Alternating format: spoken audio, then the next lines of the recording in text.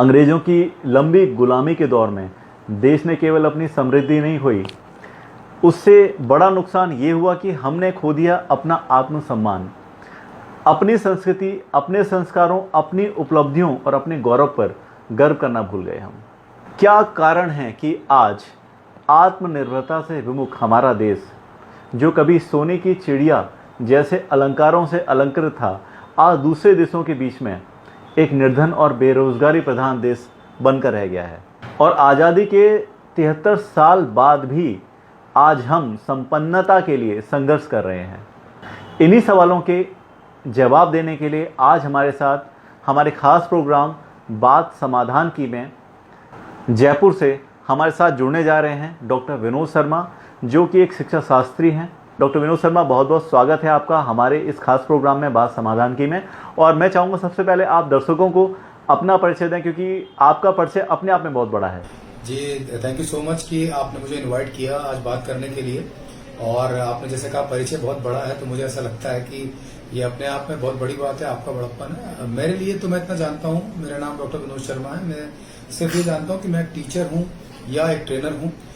शिक्षा पर काम करना, शिक्षा पर बात करना, शिक्षा से विकास कैसे हो, शिक्षा में नए नवाचार, उसमें इनोवेशन क्या हो सकता है, इन सब चीजों पर काम करना मेरी रुचि भी है और मैं कर भी रहा हूँ। वैसे तो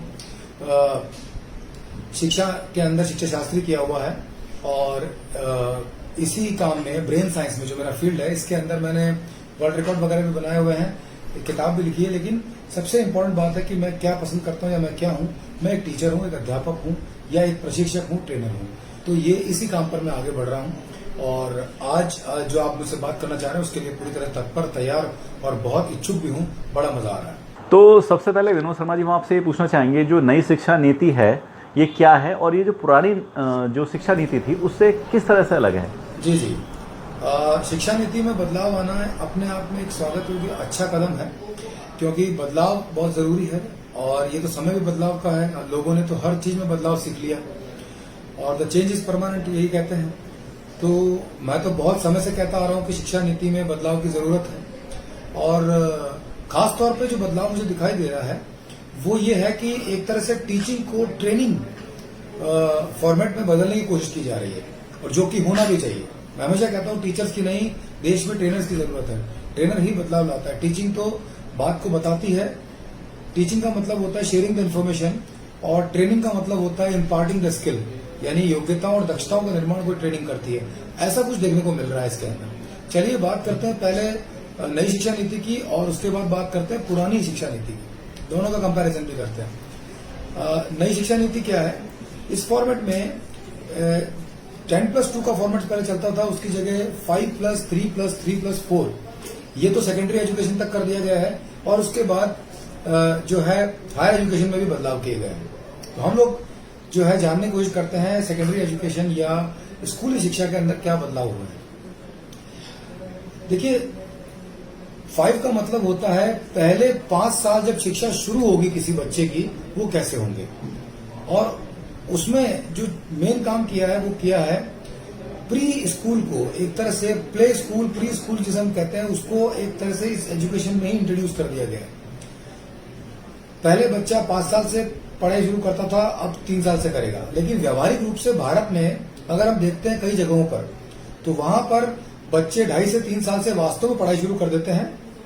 पर ये प्राइवेट प्रोग्राम चलता है, जैसे कि प्री स्कूल चलते हैं, प्ले स्कूल चलते हैं। अपने घरों के आसपास जब बच्चे 2-3 साल के हो जाते हैं तो लोग ढूंढ लेते हैं कोई प्ले स्कूल टाइप का, कोई क्रैच इस तरह का, और वहां पर बेसिक लर्निंग के लिए, राइमिंग के लिए, ABCD वगैरह के लिए, इन सबको फन बेस्ड तरीके से सिखाने वाली ऐसी संस्थाओं को लोग ज्वाइन कर लेते हैं और बच्चों को भेजते हैं वहां पर।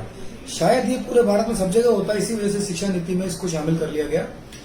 सरकारी स्कूलों के अंदर ऐसा नहीं होता था। सरकारी स्कूल के बच्चे शायद प्ले स्कूल नहीं जाया करते थे, तो ये इस तरह से एक प्ले स्कूल और फिर किंडरगार्टन और फिर उसके बाद में जो है फर्स्ट क्लास तक बच्चों को लाया जा रहा है। तो 3 साल से बच्चा शुरू कर रहा है, जिसमें वो प्री स्कूल में रहेगा, जहां fun based learning, activity based learning, foundation course को कहा गया है। फाउंडेशन कोर्स का मतलब होता है बच्चे के रिस्पॉन्सेस तैयार करना।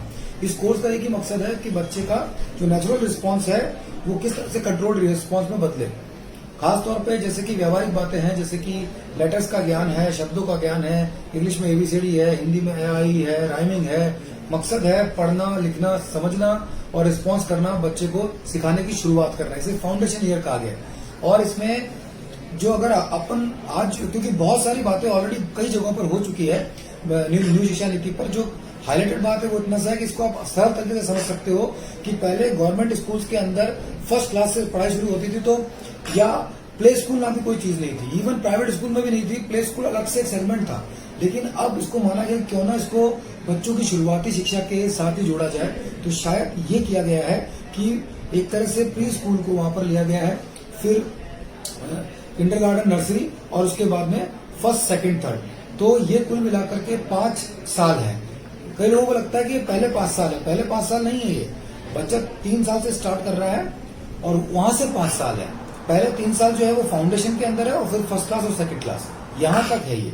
इस फाउंडेशन ईयर में एक अच्छी बात और डाली है इन्होंने, या एक नई बात डाली है, वो डाली है कि इंग्लिश जो लैंग्वेज है उसका एक तरह से जो वर्चस्व है उसके साथ साथ इन्होंने डाल दिया कि बच्चा अपनी पसंदीदा लैंग्वेज का चुनाव मैक्सिमम लर्निंग के लिए कर सकता है। यानी कहीं ना कहीं फोकस किया गया कि लर्निंग कौन सी ज्यादा किस तरह के एनवायरनमेंट में हो सकती है, बच्चे की मानसिकता क्या हो सकती है, वहां पर ये फोकस करते हुए इस बार अंग्रेजी ही नहीं बल्कि बच्चे की चॉइस के हिसाब से किसी भी रीजनल लैंग्वेज में हो सकता है, हिंदी में हो सकता है, इंग्लिश में हो सकता है, बच्चा किस में एग्जाम देना चाहता है, किस में पढ़ना चाहता है, ये स्टार्टिंग ईयर्स में रखा गया है।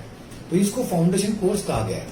इसके बाद आता है 5 के बाद +3। +3 का मतलब है जिसको प्री पैरेटरी कहा गया। प्री पैरेटरी का मतलब होता है बच्चों को आगे की जो इंटेलेक्चुअल पढ़ाई होने वाली है या बच्चों को जो लॉजिकल पढ़ाई होने वाली है, बच्चों का जो बेसिक डेवलपमेंट विद्या या शिक्षा करती है उस पर उसका निर्माण करने का प्री पैरेटरी का मतलब होता है कि बेसिक नींव रखने से पहले की तैयारी, जिसमें बच्चे को सिखाना है सेंटेंस कैसे बनाएगा, वो बातचीत कैसे करेगा, वो न्यूमरेसी, और खास तौर पर अगर हम बात करें तो शिक्षा के 4 आयाम होते हैं, reading, writing, understanding and recollection. तो उसकी बेसिक तैयारी कराई जा रही है, यानी कि पढ़ना सीखे, लिखना सीखे, समझना सीखे, नॉर्मल रिस्पॉन्सेस सीखे, पढ़ाई में सेंटेंस बनाना, आंसर दे पाना, अंग्रेजी और हिंदी का थोड़ा ज्ञान और शब्दों के बारे में जान पाना, इस तरह से नेचुरल रिस्पॉन्स। इसके अंदर एक्टिविटी बेस्ड लर्निंग रखी गई है और इसी के साथ साथ इसमें बच्चों को जो है क्रिटिकल थिंकिंग और कई तरह से फन बेस्ड लर्निंग के लिए बच्चों के लिए विशेष प्रावधान रखे गए हैं। ये शिक्षा नीति जैसी है वैसे मैं आपको बता रहा हूँ। तो इसमें बच्चे की प्राइमरी लेवल की एक एजुकेशन तैयार हो रही है, प्री पैरेटरी या प्राइमरी लेवल की एजुकेशन तैयार हो रही है। इसके बाद में आते हैं अगले 3 साल, यानी कि जो प्री पैरेटरी है वो है 3rd, 4th, 5th, और इसके बाद आ रहा है 6th, 7th, 8th। तो ये जो पीरियड है 6th, 7th, 8th का, इसे मिडिल सेक्शन कहा गया है, मिडिल पीरियड कहा गया है। और इसमें बच्चों का माध्यमिक डेवलपमेंट, जैसे कि पहले माध्यमिक शिक्षा होती थी, राजस्थान में तो माध्यमिक शिक्षा बोर्ड बना हुआ है, तो उसी तरह से जो बच्चों का सेकेंडरी लेवल पर, एडवांस लेवल पर डेवलपमेंट होना है उससे पहले की तैयारी इसमें कराई जा रही है। ये सबसे इंपॉर्टेंट है क्योंकि यहाँ बच्चे का डेवलपमेंट एनालिटिकल, इमोशनल और इंटेलेक्चुअल हो रहा होता है, क्वेश्चंस डेवलप हो रहे होते हैं। तो इस टाइम पर जो है खास तौर पर इस शिक्षा नीति में बच्चों को सिर्फ और सिर्फ पढ़ाई में रटना, दोहराना, केवल सब्जेक्ट पढ़ने की बजाय उसको प्रैक्टिकल नॉलेज, पूरी दुनिया में जिस तरह से बच्चे विकसित हो रहे हैं उसी तरह का एक फ्लेवर दिया जा रहा है। कोडिंग जैसी बात की जा रही है कि कोडिंग भी बच्चों को सिखाई जाएगी, और इंटर्नशिप यानी बच्चा प्रैक्टिकल नॉलेज लेने के लिए, लाइफ स्किल्स के डेवलपमेंट के लिए अपने शहर में कहीं पर भी इंटर्नशिप करने जा सकता है। खासतौर पर बच्चे प्लम्बिंग स्किल, इलेक्ट्रिशियन की स्किल, गार्डनिंग स्किल, इस तरह की स्किल सीख सकते हैं। ये अपने आप में एक अद्भुत प्रयोग किया गया। अब इसी के साथ जो आगे का सेक्शन रखा गया है वो रखा गया है सेकेंडरी लेवल, वो थोड़ा बढ़ गया है इस बार। ये है 9th, 10th, 11th, 12th, जिसके अंदर बच्चे सब्जेक्ट ले सकते हैं। पहले तो सब्जेक्ट जो लिया करते थे बच्चे, वो एक सब्जेक्ट लिया करते थे, यानी कि अगर मैं या तो साइंस ले सकता हूँ या आर्ट्स ले सकता हूँ, कॉमर्स ले सकता हूँ। और जैसे आईबी बोर्ड्स के अंदर होता है कि कॉम्बिनेशन ऑफ सब्जेक्ट भी बच्चा इंटरेस्ट पे ले सकता है, यानी बच्चे अपने रुचि के सब्जेक्ट में अपना भविष्य बना सकते हैं, रुचि के सब्जेक्ट को पढ़ सकते हैं। तो इसमें भी कॉम्बिनेशन दिए जा रहे हैं। शायद ये प्री डिसाइड कॉम्बिनेशन होंगे जिसके अंदर गवर्नमेंट की जो नीति है वो ये बताएगी कि आप इतने सारे कॉम्बिनेशन परमिटेशन में से कोई भी तरह का अपने लिए पढ़ाई चूज कर सकते हो। तो ये एक अच्छी बात है। इसका मतलब ये हो कि साइंस का बच्चा हिस्ट्री ले सकता है या कॉमर्स ले सकता है, इस तरह से कंबाइंड सब्जेक्ट्स में तैयारी कर सकता है। ये अपने आप में एक बड़ा बदलाव इस पीरियड में रखा गया। इसमें बोर्ड की परीक्षाएं 10वीं और 12वीं दोनों टाइम रखी गई है और ये कहा जा रहा है कि साल में 2 बार बोर्ड की परीक्षा होगी सेमेस्टर पैटर्न के ऊपर। इसका मतलब ये हुआ कि बच्चे को पढ़ाई तो अब ज्यादा करनी पड़ेगी, राइट। और इसमें जो नया जो बदलाव आया वो आया है कि मार्कशीट की जगह इवेल्युएशन पर फोकस किया जाए।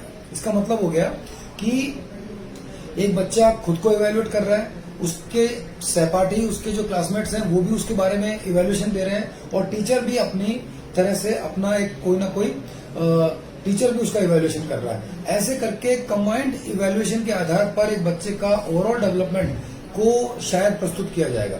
अपने आप में अगर ये होता है तो ये अद्भुत प्रयोग है, अमेजिंग है, बहुत ही इंटरेस्टिंग भी है। और इसमें जब ऐसा होगा तो बच्चे का मेरे हिसाब से उसके मार्क्स कितने हैं उसकी बजाय ये पता लगेगा कि बच्चा एज ए पर्सनैलिटी कैसा है, यानी कि ये बच्चा जीनियस है, ये बच्चा बहुत इंटेलिजेंट है, ये बच्चा एवरेज है, इस बच्चे का कौन सा क्वेश्चन डेवलप्ड है, कौन सी मल्टीपल इंटेलिजेंस डेवलप्ड है।